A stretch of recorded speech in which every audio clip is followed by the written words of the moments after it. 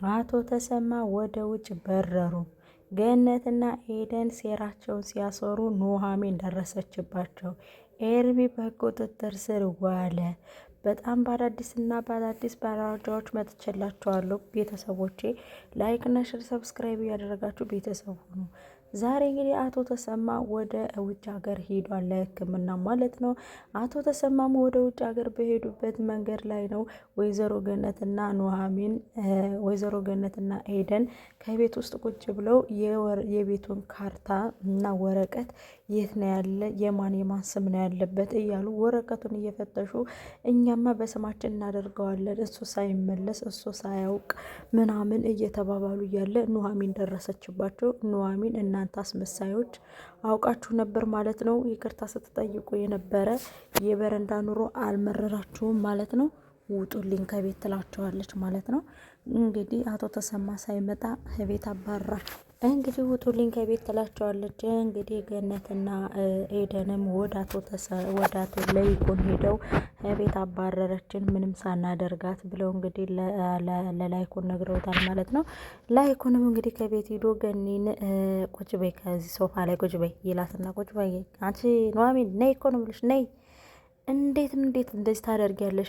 አባትሽ ውጭ ሂዶ ከመታከሙ አንቺ እንዴት እንደዚህ ታደርጊያለሽ? ለምን እንደዚህ ያደረግሽ? ለምን ኑሃሚን ለምን ይቅር ተባብላችሁ ደስ የሚል ቤተሰብ አልነበረም እንዴ? ከኔ ቤት የገባው ሰይጣን እዚህ ቤትም ገባ እንዴ? እኔ በዚህ ቤት ተመስገን እያልኩ እያለ እንዴት እሱ ሂዶ በሰላም መመለሱን ሳታቂ እንዴት ታደርጊያለሽ? እንዴት ብሎ እንግዲህ አቶ ላይኩን ኑሃሚንን ጮሆባታል ማለት ነው። በመጨረሻም እንግዲህ ኑሃሚን እሺ ጋሽ ላይኩን ይቅርታ በቃ እኔ እኮ የቤቱን ካርታውን ሲፈትሹ ስላገኘሁ ነው እንጂ እኔ ላስወጣቸው ፈልጌ አይደለም። በፍቅር እና በሰላም ገብተው ግን ለምን ያልሆነ ነገር ያደርጋሉ ብዬ በዛ ስለተበሳጨው ነው ትልና ለአቶ ላይኩን እንግዲህ ኑሃሚን ተነግረዋለች ማለት ነው። በሌላ በኩል እንግዲህ ኤርሚ በህግ ቁጥጥሩ ስር ለማዋል አምራን ደፋ ቀና እያለች ነው ያለችው። ምክንያቱም አሁንም ቢሆን ቪዲዮ ይዞባታል፣ ማስረጃ ይዞባታል፣ ብዙ ነገር ይዞባታለኝና በመጨረሻም እንግዲህ እሷ ይሄ ልጅ አሁንም ቢሆን በመዘጋጃ ብናጋባ እሱ እኔን አይተወኝም፣ ስለዚህ እሱን ማሳሰር አለብኝ ብላ ወስናለች። እንግዲህ አምራን እንግዲህ ከወሰነች በኋላ እንግዲህ ለፖሊሶች እየተነጋገረች ትገኛለች ከአክስቷ ጋር ሆና ማለት ነው። በሌላ በኩል ኤርሚም እንግዲህ ኑሃሚንን ወይ ታግባይ ካልሆነ ደግሞ እኔ በቃ በፖሊስ አስይዛታለሁ እርጉዝ ነኝ ብላለች፣ ከወይዘሮ ዝናሽ ጋር መመሰጣጠር አለብኝ እንግዲህ ወይዘሮ ዝናሽ ካልመሰከረችልኝ እና ምን እያለ ነው እንግዲህ ከወይዘሮ ዝናሽ ጋር ፍቅር እንደመሰረቱ የሚያውቅ አይመስለኝም። ቢሮም ገብታ ስራ እንደጀመረች እየሰማ አልመሰለኝም። ለዛም ነው እንግዲህ ኑሃሚንን እኔ ልጄን እፈልጋለሁ፣ አሁን እንደ አዲስ ልጄን ለህብ ልትይኝ አይገባም እያለ እንግዲህ አምራንም ልትይኝ አይገባም እያለ እንግዲህ ኤርሚ በጣም ጓ እያለባት ይገኛል ማለት ነው። በዛ ላይ እንግዲህ አንተ ልጅ አባቴ ለሕክምና ሄዷል፣ ወደ ደስታዬ ስመለስ እያየህ አትምጣብኝ እባክህ። አንተ ሰው ግን አይሰለችህም እንዴ? እኔ እኮ አይቻሃለሁ ከኤቪ ጋር ስትሳሳም አይቻሃለሁ። ለምንድን ነው እኔ ጋር ማትተውኝ? እኔ አይመለከተኝም ምናምን እያለ እንግዲህ እያለች ኑሃሚን እንግዲህ ከኤርሚ ላይ ስትጮህበት ነበር ማለት ነው። በሌላ በኩልም እንግዲህ ናሆምና ዳግምም እንግዲህ በጣም ትልቅ ችግር ውስጥ ላይ ገብተዋል። ትልቅ ቡጥቡጥ ላይ ገብተዋል። በቃ ናሆም እንግዲህ ልጁን ካላነኩት ካልገደልኩት አልለቀውም እሱንማ ምናምን እያለ እንግዲህ ከዳግም ላይ እየፎከረበት ይገኛል። እንግዲህ ወይዘሮ ዝናሽም እንግዲህ ዳርዳር እያለች ነው። ስነ ስርዓት ዳግምን እንድትነካው አልፈልግም፣ ምንም ብትል ምንም እንግዲህ እኔ ዳግምን እንድትነካው አልፈቅድልህም፣ በጭራሽ አይደለም መፍቀድ ዞር ብለህ እንድታዩ ራሱ አልፈልግም። አንድ እውነታ ልንገርህ፣ እኔ እውነታውን ስነግርህ አንተ አለህ አይደለ ገንዘቤን ለማስወረስ የማንም ሴት እያገበጣ ለገንዘብ ብለህ ፈልጋህ እንኳን ቢሆን ምንም አይደለም፣ ለገንዘብህ እንጂ ለአንተ አይደለም የመጣችው አምራን። አንድነታውን ልንገርህ፣ አምራን ሲጀመር አንተን ፈልጋህ አይደለም ገንዘብህን ፈልጋ ነው። የምትፈልገው ኤርሚን ነው። ይሄን ያረገዝኩት ያለችው ልጅም የኤርሚ ነው እንጂ ቢሆን ያንተ አይሆንም አንተ መቼ ሰዓት እሷ ጋራ አድረህ ነው እየመጣህ እዚህ እያደረከኝ የምታመሽ የቤት አንተ ነህ። ስለዚህ ይህ ልጅ ራሱ ያንተ ላይሆን ይችላል። ኤዴን አስመርምሬዋለሁ ያልከኝ እኛ እንድናምንህ ነው ብላ እንግዲህ ከናሆም ጋር ሰጣ ገባ ገብታለች ወይዘሮ ዝናሽ ማለት ነው። እንግዲህ በኋላ ግን ዳግምን ብትናገረው ከዳግም ጋር ሳይሆን ጠብህ ከኔ ጋር ነው ብላ እንግዲህ አስጠንቅቀዋለች ማለት ነው። ዳግም ማለት በጣም ስነ ስርዓት ያለውና የማይዋሽ ጨዋ ሁሉ ጨዋ ያሳደገው ነው። እንዳንተ እየሰከረ እንዳንተ እንደፈለገ እየሆነ እንዳንተ እንደፈለገ እየተጫወተ የሚመጣ አይደለም። ስለዚህ አንተ ዝም ብለህ ወሬ አታብዛ። ከዚህ በኋላ ዳግም ስትናገረው እንዳልሰማ። እንዲሁም አንድ እውነት አልንገርህ፣ ለላይ እኮ ነግረውና ድርጅቱ ወደ ዳግም እንዲሆን እፈልጋለሁ። ዳግም እንዲያስተዳድረው ፈልጋለሁ። ዳግም ካስተዳደረው ሲጀመር ከዚህ በላይ ትልቅ ደረጃ እንደሚደርስ አውቃለሁ ድርጅቱ። ስለዚህ አንተ አታስፈልግም፣ አምራንን ይዘህ መቀጠል ትችላለህ ብላ እንግዲህ ቀጠን ያለ መልእክቱን አስተላልፋበታለች ማለት ነው። ከዛም እንግዲህ አቶ ላይኩን መጥቶ ምን አርግ ነው የምትሉኝ? ቆይ እኔ ያላሳዝናችሁም?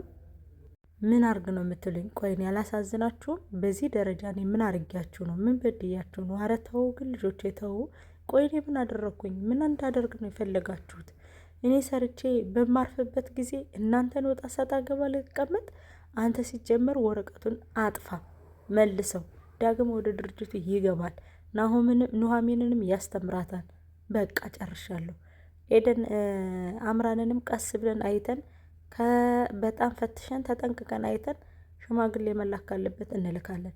ሌላ ነገር አልፈልግም። ናሆም እባክህ ተወኝ፣ ናሆም ማረኝ እባክህ።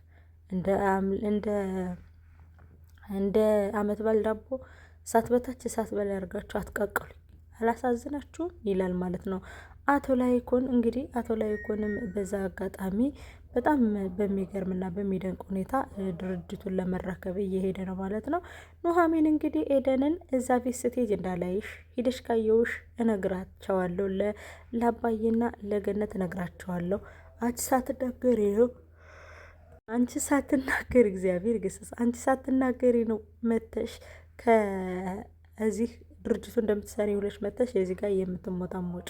ስለዚህ ስነ ስርዓትሽን ያዥ ብላ እንግዲህ አስጠንቅቃታለች ማለት ነው። ኑሐሚን እንግዲህ በጣም አጣብቂኝ ውስጥ ገብታለች። ምክንያቱም አምራንም እንግዲህ እሱን እያስፈለገችው ስለሆነ፣ ስለዚህ አምራን ከኤርሚን እያስፈለገችው ስለሆነ ኤርሚ ደግሞ አምራንን ማስፈለግ ጀምሯል ማለት ነው። አምራን በቃ እንደዚህ ማድረግ ከተቻለማ ለምን እኔስ አምራንን አልፈልግህም ብላ እኔን ገፍታኝ አይደለ? ባለ ሀብት ወዳ ባለ ካምፓኒ ወዳ እኔ ካምፓኒ የሌለኝ ጭራሽ እኔ እሷን ብዬ እኮ ነው እዛ ቤት የተቀጠርኩት።